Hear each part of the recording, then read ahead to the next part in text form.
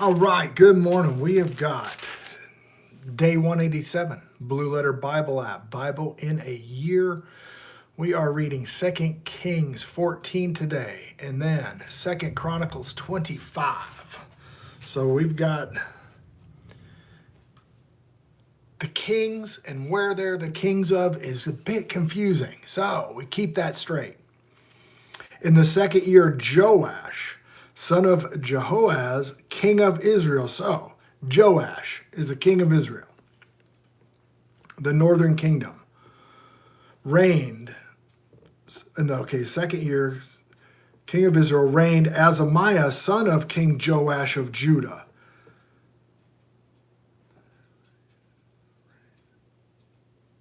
Okay, Azariah.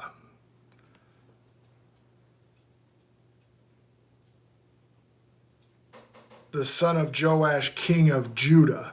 He was 25 years old when he began to reign, and he reigned 29 years in Jerusalem. And his mother's name was Jehoadan of Jerusalem.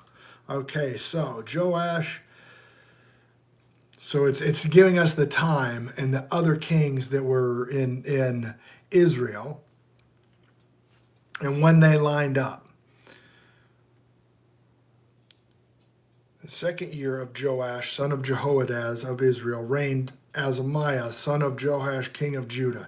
And he was 25 years old when he began to reign, 29 years in Jerusalem. And his mother was Jehoadan of Jerusalem. And he did which was right in the sight of Jehovah, yet not like David his father. He did according to all things as Joash his father did. Howbeit, the high places were not taken away, as yet they did sacrifice and burnt incense in the high places. That's kind of a theme, where they leave this bit of leaven that comes back to haunt them.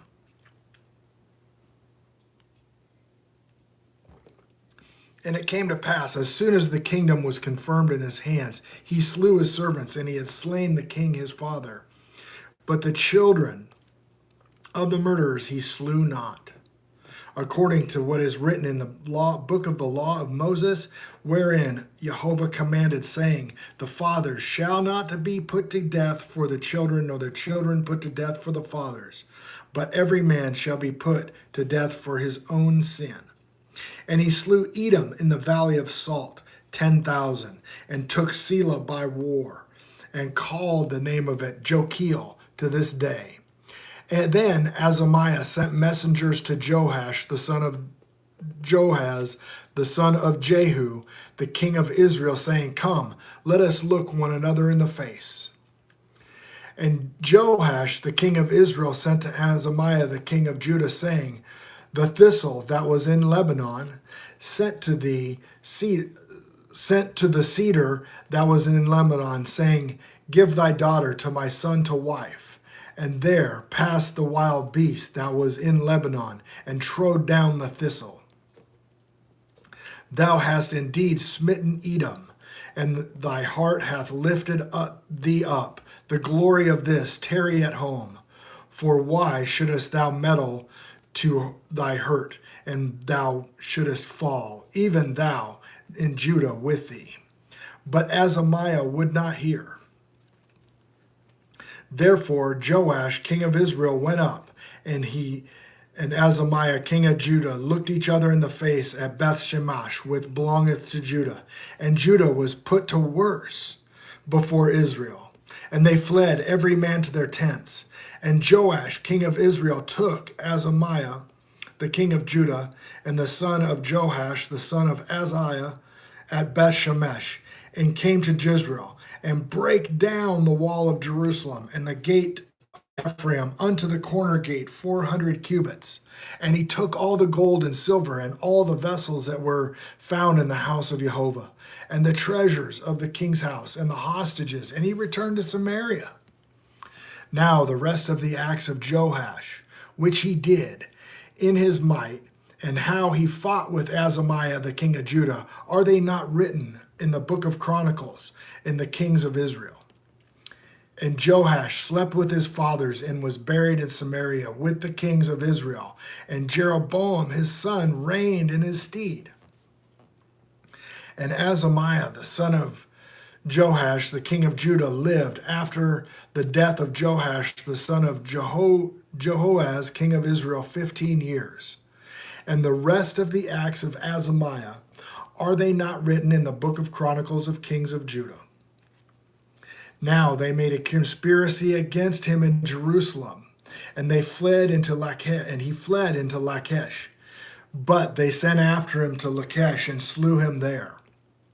Okay, so he had really messed up. Okay, but it's not telling us why he messed up in here. We're going to hear about how he messes up when we read Chronicles. And they brought him on horses, and he was buried him at Jerusalem with his fathers in the city of David. And all the people of Judah took Azariah as he was 16 years old and made him king instead of his father Amaziah. And he built Elath and restored it to Judah. And after the king slept with his fathers. Verse 23, and in the 15th year of Amaziah, the son of Joash, king of Judah, Jeroboam, the son of Joash, king of Israel, began to reign in Samaria, and he reigned 41 years. And he did which was evil in the sight of Jehovah, and he departed not from the sins of Jeroboam, the son of Nebat, who made Israel to sin. Okay? He did not take down the golden calves.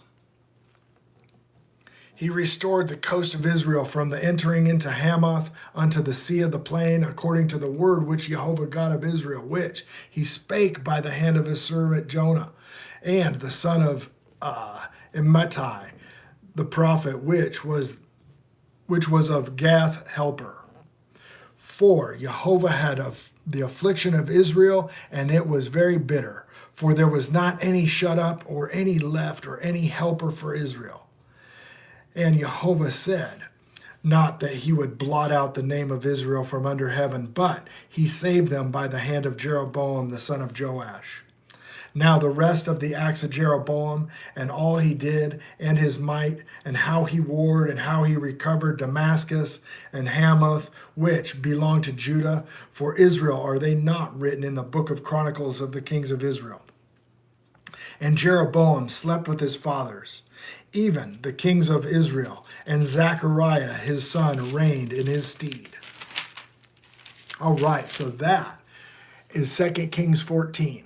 So we've gone through, that I guess in the book of Kings, that covered that whole 41 years right there. So that now we're going to go to 2 Chronicles 24, right here. This is 2 Chronicles 24, verse 1. Joash was 7 years old when he began to reign, and he reigned 40 years in Jerusalem. His mother's name was Ziba of Beersheba. And Joash did which was right in the sight of Yahweh all the days of Jehoiada the priest. And Jehoiada took him 2 wives, and he begat sons and daughters. And it came to pass after this, that Joash was minded to repair the house of the... Oh, wait, hold on. No, I'm reading 25. Excuse me, 2 Chronicles 25. Azariah was 25 years old when he began to reign, and he reigned 29 years in Jerusalem. And his mother's name was Jehoaddan. We just heard about her. Yo, man, hey, Hasam Kazam, what's going on, man? So, and this was Jehoaddan of Jerusalem was his mother. And he did which was right in the sight of Jehovah, but not with a perfect heart. So he's going to leave that bit 11. Now it came to pass, when the kingdom was established to him, that he slew the servants that had killed the king his father.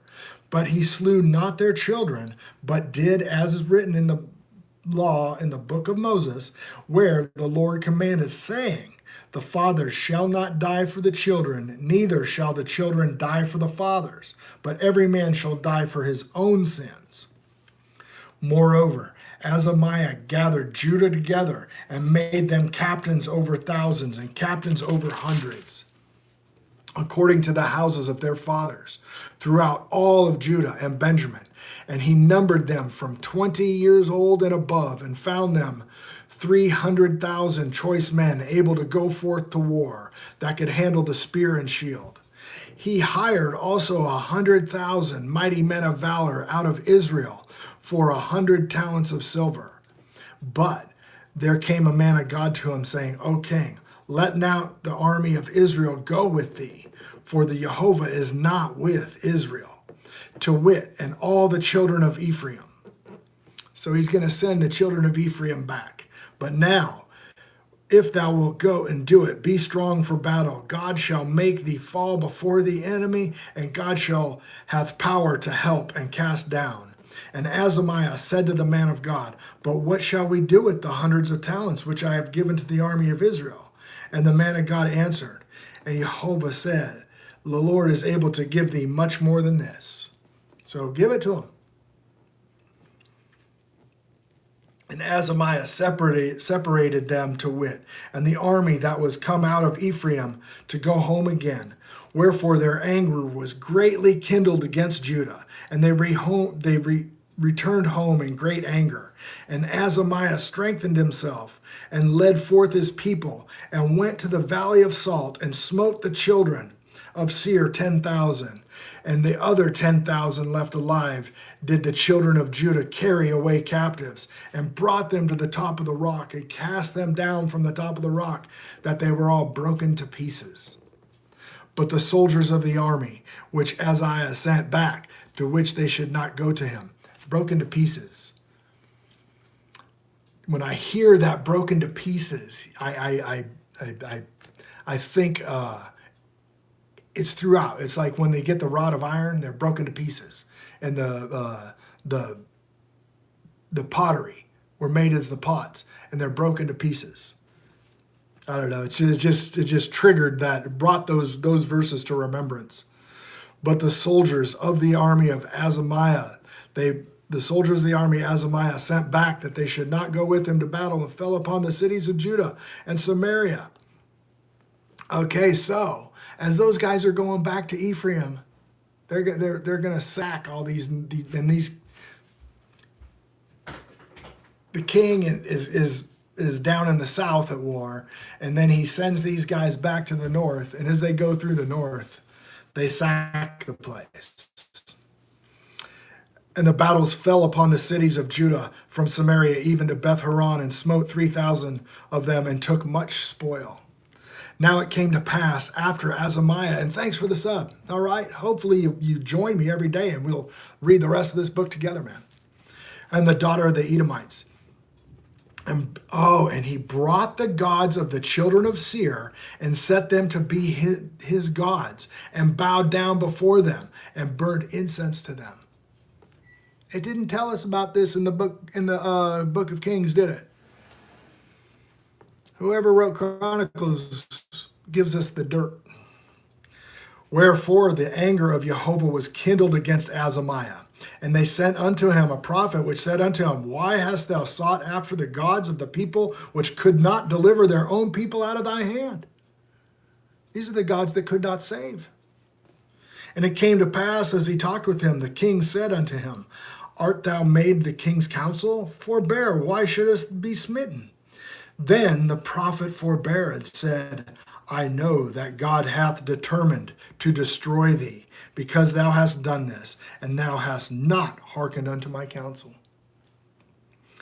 Then Azariah, king of Judah, took advice, and sent to Joash, the son of Joahaz, the son of Jehu, the king of Israel, saying, come, let us see another in the face.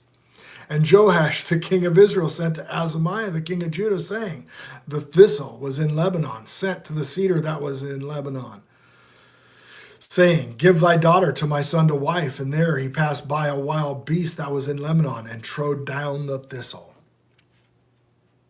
Thou sayest, lo, thou hast smitten the Edomites, and thy heart lifted thee up, and the boast, and abide now at home. Why shouldest thou meddle to thy heart, that thou shouldest fall, even and Judah with thee? And Azariah would not hear, for it came to God that he might deliver them into the hand of their enemies, because they sought after the gods of Edom. There it is. So Joash, the king of Israel, went up, and they saw one another in the face, both he and Amaziah, the king of Judah, at Beth Shemesh, which belongeth to Judah. And Judah was put to the worst before Israel, and they fled every man to his tent.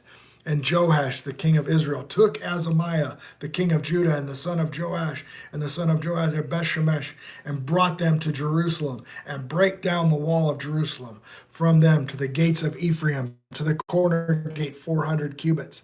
And he took all the gold, and he took all the vessels and the silver, and they were found in the house of God, with Beth Edom, and the treasures of the house of God, hostages also.